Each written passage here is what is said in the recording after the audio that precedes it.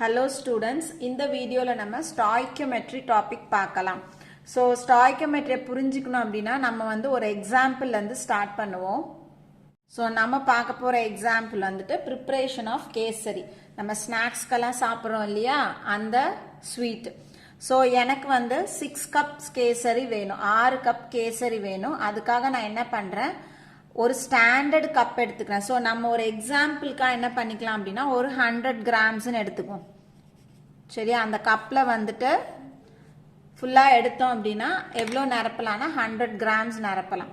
So அந்த மாதிரி ஒரு கப்பு எடுத்துக்கிட்டு அந்த கப்பில் நான் என்ன பண்ணுறேன், ஒரு கப் ரவா, அந்த கப்புக்கு ஒரு கப் ரவா, அதே கப்புக்கு 2 கப் சுகரு, அரை கப்பு ஹாஃப் கப் கீ, அதே மாதிரி 1/4 கப்பு நட்ஸு ட்ரை ஃப்ரூட்ஸ் வந்து ஆட் பண்ணி நம்ம எல்லாம் மிக்ஸ் பண்ணி ப்ரிப்பேர் பண்ணும் பொழுது நம்மளுக்கு 6 கப்பு கேசரி கிடைக்கும்.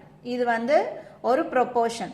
So 1 cup rava plus 2 cup sugar plus half cup ghee plus 1/4 cup nuts and dry fruits give 6 cup kesari. So என்கிட்ட இருக்கக்கூடிய இந்த இன்ஃபர்மேஷனை வச்சு நான் என்ன பண்ணலாம் அப்படின்னா 6 கப்பு கேசரிக்கு பதிலாக எனக்கு 3 கப்பு கேசரி தான் வேணும். அப்போ நான் எவ்வளோ வந்து இந்த இன்க்ரீடியன்ட்ஸ் எடுத்துக்கணுன்றதை நான் கால்குலேட் பண்ணலாம். அல்லது எனக்கு 1 கப்பு ரவைக்கு பதிலாக நான் 2 கப்போ அல்லது 3 கப் ரவையோ எடுத்துக்கிறேன்னா அப்படி ப்ரிப்பேர் பண்ணும்பொழுது எனக்கு எத்தனை கப் கேசரி கிடைக்கும் அப்படின்றதையும் நான் கண்டுபிடிக்கலாம், கால்குலேட் பண்ணலாம். ஸோ இதை எப்படி நம்ம கால்குலேட் பண்ணுறோன்றத பார்ப்போம். ஸோ ஃபர்ஸ்ட் கேஸ் நம்ம என்ன பண்ண போகிறோம் அப்படின்னா எனக்கு வந்து 3 கப் கேசரி வேணும். So I need 3 cup kesari. So இந்த 3 கப்பு கேசரிக்கு நான் எவ்வளோ ரவா எடுக்கணும். So how much cups of rava is required,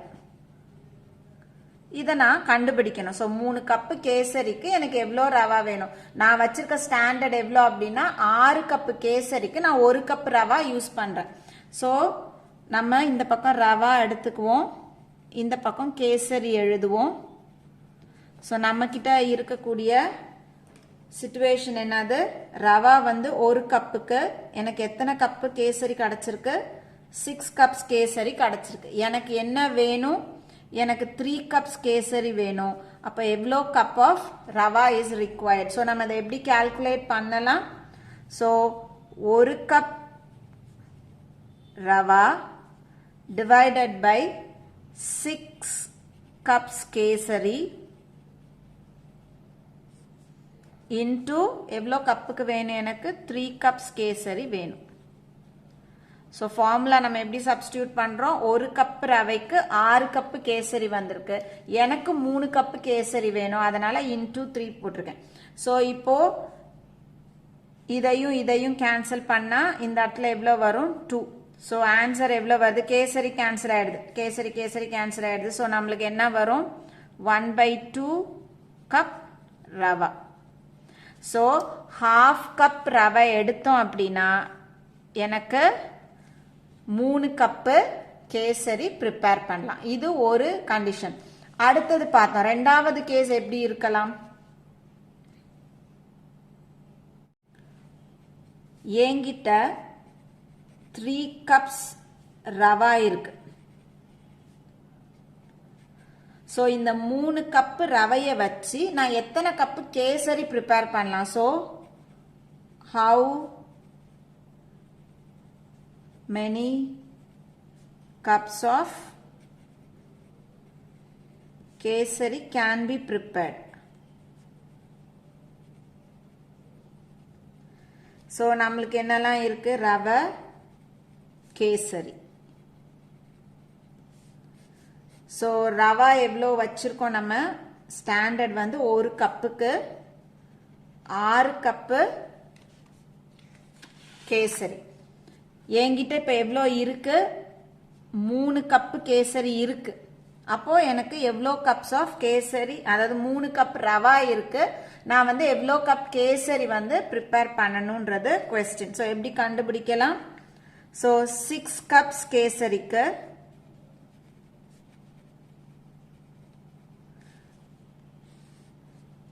எவ்வளோ கப் ரவை தேவைப்படுது 1 கப் ரவை எனக்கு எவ்வளோ கப்பு நான் கையில் வச்சிருக்கேன் 3 கப்ஸ் ரவை ஸோ இப்போ நம்ம இதை கேன்சல் பண்ணுவோம் ரவா கேன்சல் ஆயிடுச்சு ஸோ 6 into 3 வரும்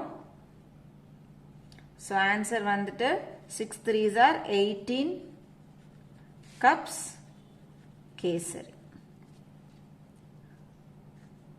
ஸோ 3 கப்பு ரவா இருந்தது அப்படின்னா 18 கப்பு கேசரி நாம் ப்ரிப்பேர் பண்ணலாம் ஸோ இப்போ நம்ம மேலே எழுதியிருக்க 2 கேஸுமே 2 டிஃப்ரெண்ட் கேசஸ் ஸோ ஃபர்ஸ்ட் கேஸில் நம்ம என்ன பண்ணியிருக்கோம் அப்படின்னா 3 கப்பு கேசரிக்கு எனக்கு எவ்வளோ ரவை தேவைன்னு பார்த்துருக்கோம் ரெண்டாவது கேஸ்ல என்ன பண்ணிருக்கோம் என்கிட்ட 3 கப் ரவா இருக்கு அதை வச்சு நான் எத்தனை கப் கேசரி ப்ரிப்பேர் பண்ணலாம் ஸோ ஒரு ஸ்டேட்மெண்ட்டும் இன்னொரு கேஸும் வேற ஸோ இந்த மாதிரி நம்ம கிட்ட இருக்கக்கூடிய இந்த கரெக்டான காம்போசிஷனை வச்சு நான் என்ன பண்ணலாம் எதை வேணாலும் கால்குலேட் பண்ணலாம் இதுக்கு பேர் தான் நம்ம என்னன்னு சொல்றோம் ஸ்டாய்க்கியோமெட்ரி அப்படின்னு சொல்றோம் ஸோ இதை வந்து ஒரு கெமிக்கல் ரியாக்ஷன்ஸ்ல நம்ம யூஸ் பண்றோம் அப்படின்னா நம்ம வந்துட்டு ஒரு பேலன்ஸ்டு ஈக்குவேஷன்ல தான் நம்ம இதை வந்து அப்ளை பண்ண முடியும் ஸோ ஸ்டாய்க்கியோமெட்ரி அப்படின்றது it gives the numerical relationship between chemical quantities in a balanced chemical equation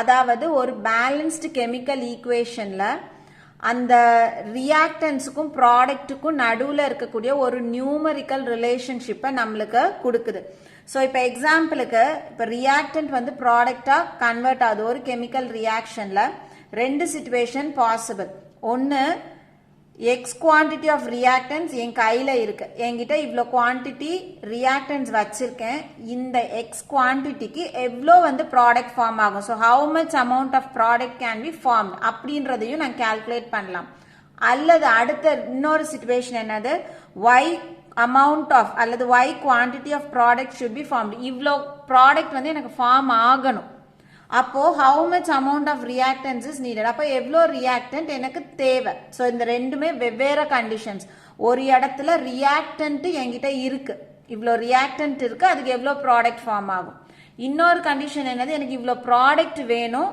அதுக்கு எவ்வளோ ரியாக்டன்ஸ் எனக்கு தேவை நம்ம மேலே பார்த்தா அதே சிச்சுவேஷன் தான் ஸோ இங்கே வந்துட்டு இந்த இடத்துல ஃபர்ஸ்ட் கேஸ்ல இது வந்து ப்ராடக்ட் ஸோ எனக்கு வந்து இவ்வளோ ப்ராடக்ட் வேணும் அப்போ எனக்கு எவ்வளோ ரியாக்டன்ஸ் தேவை எவ்வளோ ரவை வேணும் ஏன்னா ரவை இருந்தால் தான் கேசரி பண்ண முடியும் அப்படி ஸோ இவ்வளோ ப்ராடக்ட் ஃபார்ம் ஆகிறதுக்கு எனக்கு எவ்வளோ ரியாக்டன்ட் தேவை ரெண்டாவது கண்டிஷன் என்ன இருக்கு என்கிட்ட வந்து இவ்வளோ ரியாக்டன்ட் இருக்கு அப்போ எனக்கு எவ்வளோ ப்ராடக்ட் ஃபார்ம் ஆகும் ஸோ அதே சிச்சுவேஷனை தான் நம்ம இங்கே அப்ளை பண்ணியிருக்கோம் ஸோ அப்போ இந்த இடத்துல இந்த ரியாக்டன்ட்டுக்கும் ப்ராடக்ட்டுக்கும் நடுவில் அது என்ன பண்ணுது ஒரு நியூமரிக்கல் ரிலேஷன்ஷிப் கொடுக்குது எவ்வளோ குவான்டிட்டியை பற்றி நம்ம பேசுகிறோம் ஸோ இப்போ நார்மலாக நம்ம குவான்டிட்டி அப்படின்றது ஒரு கெமிக்கல் ரியாக்ஷனில் பேசும்பொழுது நம்ம மோல்ஸ் இன் டேர்ம்ஸ் ஆஃப் மோல்ஸில் பேசுகிறோம் இவ்வளோ மோல்ஸ் ஆஃப் ரியாக்டன்ஸ் இவ்வளோ மோல்ஸ் ஆஃப் ப்ராடக்ட் கொடுக்கும் அல்ல இவ்வளோ மோல்ஸ் ஆஃப் ப்ராடக்ட் ஃபார்ம் ஆகிறதுக்கு எனக்கு இத்தனை மோல் ஆஃப் ரியாக்டன்ட் தேவை ஸோ இதுதான் நம்ம என்னன்னு சொல்கிறோம் ஸ்டாய்க்கியோமெட்ரி அப்படின்னு சொல்கிறோம்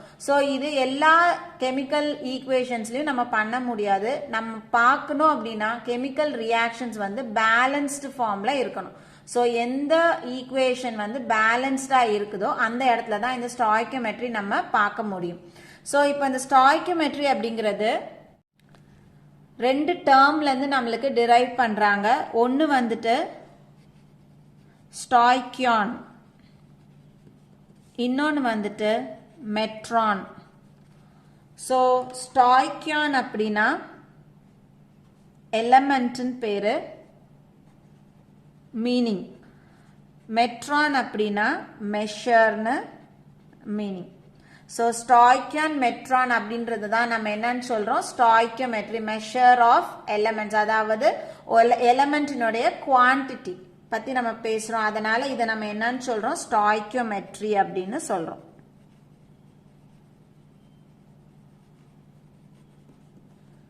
ஸோ நம்ம ஒரு சிம்பிள் எக்ஸாம்பிள் எடுத்துக்குவோம் ஸோ ஒரு பேலன்ஸ்டு ஈக்குவேஷன் எழுதுவோம் நம்ம carbon solid plus oxygen gas gives carbon dioxide gas. So, இதுல carbon ஒன்று இருக்கு, இந்த பக்கமும் ஒன்று பேலன்ஸ்டா இருக்கு. ஆக்சிஜன் இங்க 2 இருக்கு, இங்கேயும் 2 இருக்கு, பேலன்ஸா இருக்கு. So carbon reacts with oxygen to form carbon di oxide.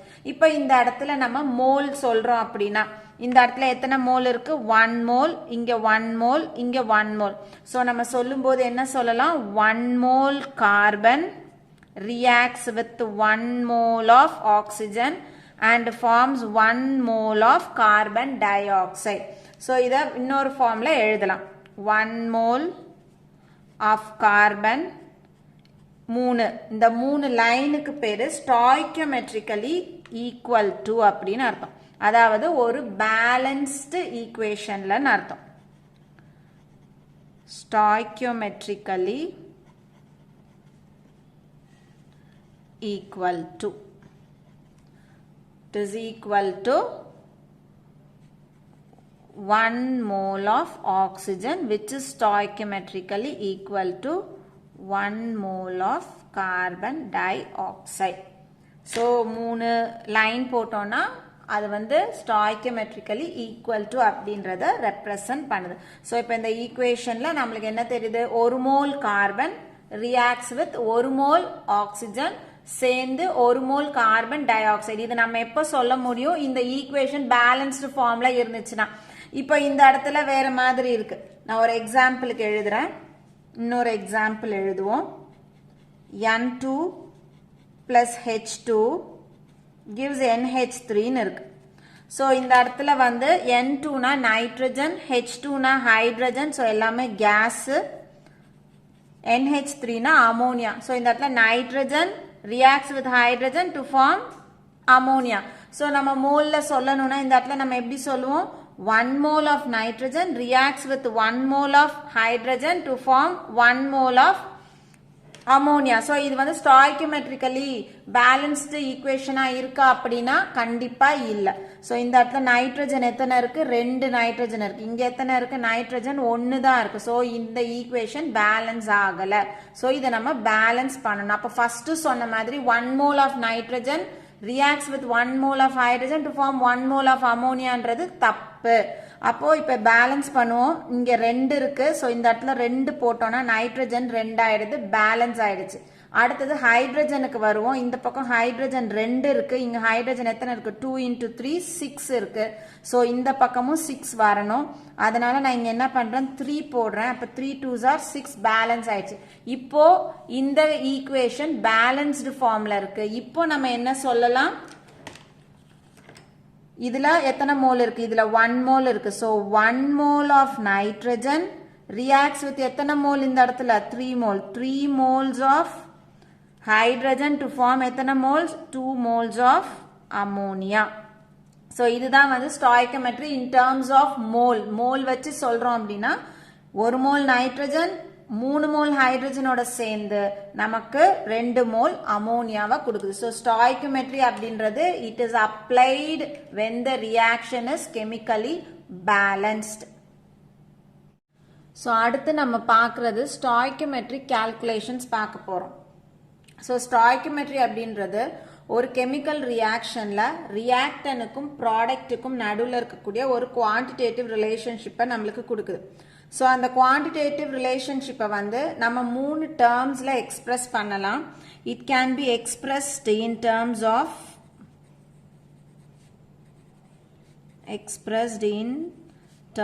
Of either moles or in terms of mass unit or in terms of volume. So இந்த 3 டேர்ம்ஸ்ல நம்ம எந்த டேர்ம் வச்சினாலும் ஸ்டாய்கியோமெட்ரி வந்து எக்ஸ்பிரஸ் பண்ணலாம். ஸோ இது வந்து நம்ம கொஞ்சம் ஈஸியா வந்து புரிஞ்சுக்கிறதுக்கு, அதாவது இது 3த்தையும் எப்படி வந்து நம்ம ஒன்னோட ஒன்று இன்டர் ரிலேட் பண்ண போறோம் அப்படின்றத ஒரு சிம்பிளிஃபைடு ஃபார்ம்ல நம்ம எழுதிக்கலாம். ஸோ சிம்பிளிஃபைடு ஃபார்ம்ல நம்ம எதையும் ரிலேட் பண்ண போறோம் அப்படின்னா mass, number of moles, volume நம்ம இன்டர் ரிலேட் பண்ண போறோம். ஸோ இப்போ நம்பர் ஆஃப் மோல்ஸ் வந்து நம்மளுக்கு தெரியுது. அந்த நம்பர் ஆஃப் மோல்ஸ் வச்சு நம்ம மாஸ் மூலமா எக்ஸ்பிரஸ் பண்ண போறோம்னா இந்த பக்கம். So number of moles in terms of வந்து நம்ம வால்யூம்ல கொடுக்க போறோம்னா இந்த சைடு. ஸோ இப்போ இந்த இடத்துல என்ன கொடுத்துருக்காங்க அப்படின்னா mass divided by molar mass gives number of moles.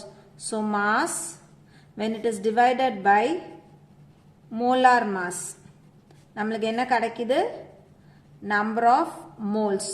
So அதுதான் இது கொடுத்திருக்காங்க mass divided by molar mass gives number of moles. இப்போ என்கிட்ட வந்து நான் number of moles வச்சிருக்கேன் molar mass தெரியுது அப்படின்னா அதுல இருந்து நான் என்ன calculate பண்ணலாம் இந்த mass calculate பண்ணலாம். So எப்படி calculate பண்ணலாம் இது ரெண்டுத்தையும் cross multiply பண்ணணும். So இந்த இடத்துல number of moles into molar mass is equal to நம்மளுக்கு என்ன கிடைக்கும் mass கிடைக்கும். So number of moles mass எப்படி relate ஆவது with molar mass கூட இந்த மாதிரி mass divided by molar mass is equal to number of moles into molar mass is equal to mass. இப்போ இந்த பார்ட்டுக்கு வருவோம். இப்போ நம்ம வந்து in terms of volumeல represent பண்ணணும். express பண்றது வந்து in terms of volume அப்படின்னா நம்ம கிட்ட வந்து number of moles இருக்குது அப்படின்னா அதை 22.4 liters கூட நம்ம multiply பண்ணோம். So 22.4 liter அப்படின்றது molar volume. So volume of 1 mole of gas at 0 degree Celsius and 1 atmospheric pressure it occupies 22.4 liters நம்ம படிச்சிருப்போம். So number of moles into 22.4 liters இருந்துச்சுன்னா வர ஆன்சர் வந்துட்டு வால்யூம். ஸோ வால்யூம் வந்து கண்டிஷன் என்ன at 0 degree Celsius and 1 atmospheric pressure. இப்போ volume தெரியுது அதே மாதிரி நம்ம வந்து அந்த வால்யூமை 22.4 கூட டிவைட் பண்ணோம்னா நம்ம என்ன கால்குலேட் பண்ணிடலாம் நம்பர் ஆஃப் மோல்ஸ் கால்குலேட் பண்ணிடலாம். ஸோ நம்பர் ஆஃப் மோல்ஸ் எனக்கு வேணா நான் இதை என்ன பண்ணணும் இந்த சைடு எடுத்துட்டு போகும்போது இது டிவிஷனாக வரும். Therefore, number of moles is equal to volume by 22.4 liters. So, நம்ம வந்து number of moles தெரியுது அப்படின்னா அதை in terms of massக்கும் போடலாம் in terms of volume போடலாம். So, இந்த 4 expression உடைய simplified form தான் நம்ம இப்படி எழுதியிருக்கோம். Mass divided by molar mass, number of moles. Number of moles multiplied by molar mass, mass. Number of moles multiplied by 22.4 liters volume. Volume divided by 22.4 liters number of moles. So நம்ம இந்த stoichiometry இந்த interrelationship வந்துட்டு ஒரு example வச்சு நம்ம பார்க்கலாம். So நம்ம பார்க்குற example வந்து combustion of methane பார்க்க போறோம். So reaction CH4 வந்து methane. So methane oxygen gas சேரும் பொழுது எரிஞ்சி நம்மளுக்கு கார்பன் டை ஆக்சைடு கேஸையும் வாட்டர் வேப்பரையும் நம்மளுக்கு கொடுக்குது. ஸோ நம்ம ஸ்டாய்கியோமெட்ரி அப்ளை பண்ணணும் அப்படின்னா இந்த ஈக்குவேஷன் வந்து பேலன்ஸ்டு ஃபார்ம்ல இருக்கணும். ஸோ ஃபர்ஸ்ட் இந்த ஈக்குவேஷனை நம்ம பேலன்ஸ் பண்ணுவோம். ஃபர்ஸ்ட் இந்த பக்கம் கார்பன் பார்க்குறோம் 1 1 பிரச்சனை இல்லை இருக்கு. இந்த பக்கம் ஹைட்ரஜன் பார்க்குறோம் 4 ஹைட்ரஜன் இருக்கு. ஆனால் இந்த இடத்துல எத்தனை ஹைட்ரஜன் இருக்கு 2 தான் இருக்கு. ஸோ இந்த பக்கம் 4 வேணும். அதனால நான் என்ன பண்றேன் இங்க 2 போட்டேன் அப்படின்னா 2 into 2 4 ஹைட்ரஜன் பேலன்ஸ் ஆயிடுச்சு. இங்கேயும் 4 பேலன்ஸ் ஆயிடுச்சு. அடுத்தது ஆக்சிஜன் பார்க்குறோம். ஆக்சிஜன் வந்து இங்க 2 இருக்கு இங்க ஒரு 2. ஸோ 2 + 2 4. இந்த பக்கம் பார்த்தோன்னா 2 தான் இருக்கு இங்க 4 வேணும். ஸோ அதனால இங்க நான் 2 போட்டேன் அப்படின்னா 2 into 2 4 பேலன்ஸ் ஆயிடுச்சு. இப்போ ஈக்குவேஷன் வந்து பேலன்ஸ்டு ஃபார்ம்ல இருக்கு. இப்போ இதுக்கு நம்ம மேல பார்த்த அந்த இன்டர் ரிலேஷன்ஷிப் எழுத போறோம். அதாவது ஸ்டாய்கியோமெட்ரி எழுத போறோம். ஸோ இங்க வந்து ரியாக்டன்ஸ் எழுதுவோம். ஸோ எதெல்லாம் ரியாக்டன்ஸ் CH4ம் ஆக்சிஜனும் ரியாக்டன்ட். இந்த பக்கம் ப்ராடக்ட் எது கார்பன் டை ஆக்சைடும் வாட்டரும். ஸோ இதெல்லாம் வந்து என்ன ஃபார்ம்ல இருக்குது கேஷியஸ் ஃபார்ம்ல இருக்கு. ஸோ எல்லாத்துலேயும் G போட்டுக்கிறோம். இந்த பக்கம் கண்டென்ட். இப்போ ஃபர்ஸ்ட் நம்ம என்ன எழுத போறோம் அப்படின்னா ஸ்டாய்கியோமெட்ரிக் கோஎஃபிஷியன்ட்ஸ் எழுத போறோம். Stoichiometric coefficients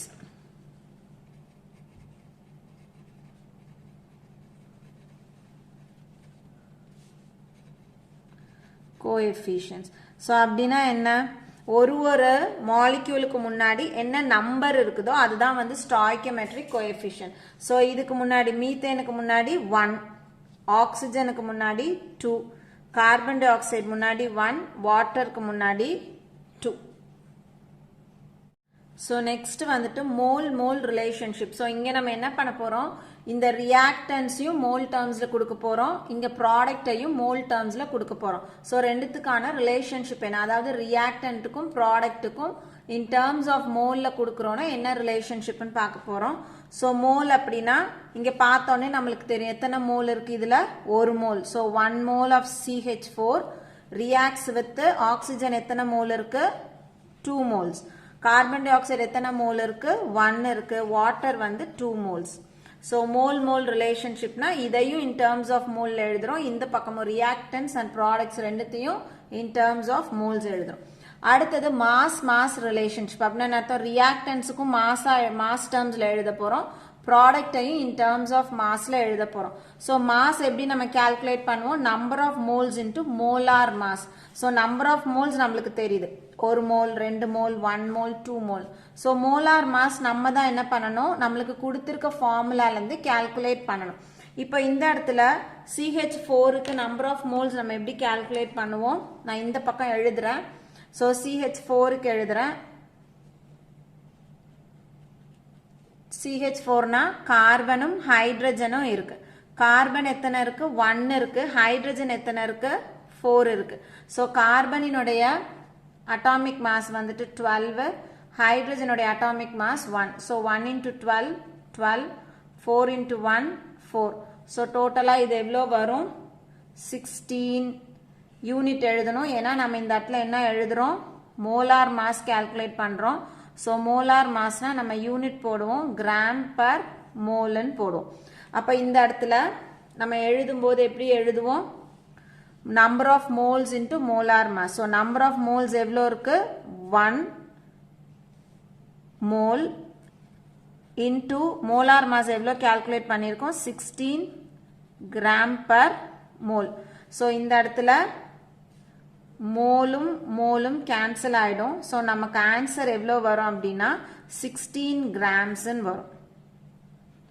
so mass of இந்த CH4 எவ்வளோ நம்மளுக்கு 16 கிராம்ஸ். இப்போ ஆக்சிஜனுக்கு எழுத போறோம். ஸோ ஆக்சிஜனுடைய நம்பர் ஆஃப் மோல்ஸ் எவ்வளோ அப்படின்னா 2 மோல்ஸ். இந்த இடத்துல 2 இருக்குது, அதனால 2 மோல்ஸ் இன்டு ஆக்சிஜன் மாலிக்யூலுக்கு நம்ம மோலார் மாஸ் எடுக்க போறோம். ஸோ ஆக்சிஜன் அப்படின்னா 2 ஆக்சிஜன் ஆட்டம் இருக்கு. ஸோ 2 ஆக்சிஜன், ஒரு ஆக்சிஜனுக்கும் 16. ஸோ இந்த இடத்துல 32 கிராம் பர் மோல் நம்மளுக்கு கிடைக்கும். So 2 moles into 32 gram per mole. அப்போ இதையும் நம்ம என்ன பண்ணலாம், கேன்சல் பண்ணிடலாம். ஸோ நமக்கு ஆன்சர் வந்து எவ்வளோ வரும், 2 into 32 64 கிராம்ஸ் கிடைக்கும். அதே மாதிரி அடுத்தது கார்பன் டை ஆக்சைடுடைய நம்பர் ஆஃப் மோல் வந்து 1. ஸோ 1 மோல் இன்டு CO2க்கு நம்ம கால்குலேட் பண்ணுவோம், கார்பன் டை ஆக்சைடுக்கு. ஸோ கார்பனும் ஆக்சிஜனும் இருக்கு. Carbon 1 into 12 is equal to 12. Carbon வந்து 2 ஆக்சிஜன் வந்து 2 ஆக்சிஜன் இருக்கு. So 2 into 16 is equal to 32. So 4 plus 4 gram per mole நம்மளுக்கு கிடைக்கும். இப்போ நம்ம இந்த இடத்துல 1 mole into 44 gram per mole. So இதையும் கேன்சல் பண்ணிட்டோம் அப்படின்னா 1 into 44 grams நம்மளுக்கு கிடைக்கும். அடுத்தது H2O. So H2O னுடைய number of moles எவ்வளோனா 2. So 2 mole into H2O னுடைய molar mass நம்ம calculate பண்ணணும். So H2Oக்கு ஹைட்ரஜனும் ஆக்சிஜனும் இருக்கு. ஹைட்ரஜன் 2 ஹைட்ரஜன் இருக்கு, அதனால 2 into 1 is equal to 2. இந்த பக்கம் ஆக்சிஜன் வந்து 1 இருக்கு into 16 which is equal to 16. So 2 plus 16 18 gram per மோல்னு கிடைக்கும். அப்போ மாஸ் என்ன வருது, 2 moles into 18 gram per mole. So இந்த இடத்துல மோலையும் கேன்சல் பண்ணிடுறோம். So 2 into 18 is equal to 36 grams நம்மளுக்கு கிடைக்குது. ஸோ இது வந்து ரியாக்டன்ட்டுக்கும் ப்ராடக்ட்டுக்கும் இருக்கக்கூடிய மாஸ் ரிலேஷன்ஷிப். ஸோ இதில் மீத்தேன் வந்து 16 grams, ஆக்சிஜன் வந்து 64 grams-ஓட சேர்ந்து நம்மளுக்கு கார்பன் டை ஆக்சைடு 44 grams-ஐயும் வாட்டர் 36 grams-ஐயும் கொடுக்குது. அடுத்தது நம்ம பார்க்கறது mass volume relationship. Mass volume ரிலேஷன்ஷிப்னா என்னது? ரியாக்டன்ஸை வந்து இன் டேர்ம்ஸ் ஆஃப் மாஸ்லையும் ப்ராடக்டை இன் டேர்ம்ஸ் ஆஃப் வால்யூம்லையும் நம்ம எழுத போறோம். இந்த இடத்துல இப்போ நம்ம வந்து ரியாக்டன்ஸுக்கு ஃபர்ஸ்ட் எழுதுவோம். ஸோ ரியாக்டன்ட்டுக்கு நம்ம மாஸ் எழுத போறோம். மாஸ்னுடைய formula number of moles into molar mass. So நம்ம இந்த இடத்துல ஏற்கனவே எழுதி வச்சிருக்கோம். இதை எப்படி கால்குலேட் பண்ணோம்? Number of moles into molar mass. So அதே தான் இங்கே எழுத போறோம். அப்போ மீத்தேனுக்கு நம்மளுக்கு மாஸ் எவ்வளோ வருது? 16 grams வரும். அதே மாதிரி ஆக்சிஜனுக்கும் நம்ம இன் டேர்ம்ஸ் ஆஃப் மாஸ் தான் எழுதியிருக்கோம், 64 grams. ஸோ இது எப்படி வந்துச்சு? 2 moles into அதனுடைய molar mass 32 gram per mole. இப்போ இங்க ப்ராடக்ட்டுக்கு எழுதும் போது நம்ம இன் டேர்ம்ஸ் ஆஃப் என்ன எழுதணும் அப்படின்னா இன் டேர்ம்ஸ் ஆஃப் வால்யூம் எழுதணும். வால்யூம் ஆஃப் ப்ராடக்ட் வந்து ஸோ வால்யூம் அப்படின்றது 1 mole of any gas occupies a volume of 22.4 liters. So at 273 Kelvin and 1 atmospheric pressureல நம்ம எந்த கேஸ் எடுத்தாலும் சரி ஒரு மோல் கேஸ் வந்துட்டு 22.4 லிட்டர் ஸ்பேஸ் ஆக்குபை பண்ணும். ஸோ இப்போ இந்த ப்ராடக்ட்ல பார்த்தோம்னா நம்மளுக்கு கார்பன் டை ஆக்சைடு எத்தனை மோல் ஃபார்ம் ஆயிருக்கு? ஒரே ஒரு மோல் ஃபார்ம் ஆயிருக்கு. அப்போ ஒரு மோல் அப்படின்னா அது எவ்வளோ லிட்டர்ஸ் ஆக்குபை பண்ண போகுது? 22.4 லிட்டர்ஸ் ஆக்குபை பண்ண போகுது. So 22.4 litres. இங்க வாட்டருக்கு வரும். வாட்டர்னுடைய நம்பர் ஆஃப் மோல்ஸ் எவ்வளோ அப்படின்னு பார்த்தோம்னா 2. ஸோ 1 மோல் வந்து 22.4 லிட்டர்னா 2 மோல்ஸ் வந்து எவ்வளோ ஆக்குபை பண்ணும்? 2 இன்டூ எவ்வளோ போடணும்? 22.4 லிட்டர்ஸ் போடணும். ஸோ நம்மளுக்கு எவ்வளோ கிடைக்கும்? 44.8 லிட்டர்ஸ்ன்னு கிடைக்கும். ஸோ இது எல்லாருக்கும் புரிஞ்சிருக்கும்னு நினைக்கிறேன். இந்த பக்கம் ரியாக்டன்ஸ் வந்து இன் டேர்ம்ஸ் ஆஃப் மாஸ் எழுதியிருக்கோம். மாஸ் அப்படின்றது number of moles into molar mass. இந்த பக்கம் இன் டேர்ம்ஸ் ஆஃப் வால்யூம்ல எழுதியிருக்கோம். ப்ராடக்ட்டை நம்ம வால்யூம் வச்சு எழுதியிருக்கோம். வால்யூம் அப்படின்னா ஒரு மோல் அப்படின்னா அது 22.4 லிட்டர்ஸ் ஆக்குபை பண்ணுது. வாட்டர் வந்து நம்மளுக்கு 2 மோல்ஸ் இருக்கு. அதனால நம்ம என்ன பண்ணிருக்கோம்? 2 இன்டூ 22.4 லிட்டர்ஸ் போட்டு 44.8 லிட்டர்ஸ் எழுதியிருக்கோம். அடுத்தது வால்யூம் ரிலேஷன்ஷிப் அப்படின்னா என்ன? ரியாக்டன்ஸையும் நம்ம வால்யூம் டேர்ம்ல ரெப்ரசென்ட் பண்ண போறோம், ப்ராடக்டையும் வால்யூம் டேர்ம்ல ரெப்ரசென்ட் பண்ண போறோம். ஸோ நம்மளுக்கு இங்க என்ன தெரிஞ்சா போதும்? நம்பர் ஆஃப் மோல்ஸ் தெரிஞ்சா போதும். ஸோ நம்பர் ஆஃப் மோல்ஸ் எவ்வளவோ அது இன்டூ 22.4 லிட்டர். ஸோ இந்த இடத்துல நம்மளுக்கு CH4 மீத்தேனுடைய நம்பர் ஆஃப் மோல் எவ்வளோ? 1. அப்போ நம்ம இந்த இடத்துல என்ன எழுதுனா போதும்? 1 இன்டூ 22.4 லிட்டர்ஸ் எழுதுனா போதும். ஸோ நமக்கு இந்த இடத்துல ஆன்சர் என்ன வரும்? 22.4 லிட்டர்னு வரும். அடுத்தது நம்ம ஆக்சிஜனுக்கு போறோம். ஆக்சிஜனுடைய நம்பர் ஆஃப் மோல்ஸ் எத்தனை இருக்கு? 2. அப்போ இந்த இடத்துல நம்ம என்ன எழுதணும்? 2 இன்டூ 22.4 லிட்டர்ஸ். ஸோ எவ்வளோ வரும்? 44.8 லிட்டர்ஸ்ன்னு வரும்.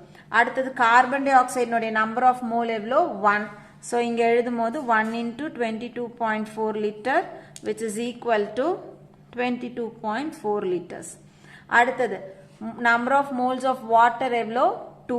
ஸோ இங்க எழுதும் போது நம்ம என்ன எழுதணும்? 2 into 22.4 litre which is equal to 44.8 liters. So stoichiometry அப்படின்றது இன் டேர்ம்ஸ் ஆஃப் நம்ம எப்படி வேணாலும் எழுதலாம். Mass, volume, number of moles அந்த மாதிரி ஒன்னோட ஒன்று வந்து இன்டர் ரிலேட் ஆனது. ஸோ நம்மளுக்கு ஒரு ஈக்குவேஷன் கொடுத்துருக்காங்க அப்படின்னா அதை முதல்ல நம்ம பேலன்ஸ் பண்ணி அதில் இருந்து நம்மளுக்கு கொஸ்டின்ல எப்படி கேட்டிருக்காங்களோ அதுக்கு தகுந்த மாதிரி நம்ம என்ன பண்ணலாம் அப்படின்னா எழுதலாம். ஸோ எல்லாருக்கும் இந்த ஸ்டாய்கியோமெட்ரினா என்ன, எப்படி வந்து ஸ்டாய்கியோமெட்ரிக் கால்குலேஷன்ஸ் பண்ணுறது, அதாவது மாஸ் வச்சு எப்படி பண்ணுறது, வால்யூம் வச்சு எப்படி பண்ணுறது, மாஸ் வால்யூம் எப்படி வந்து ரிலேட் ஆகுதுன்றது புரிஞ்சிருக்கும்னு நினைக்கிறேன். தேங்க்யூ.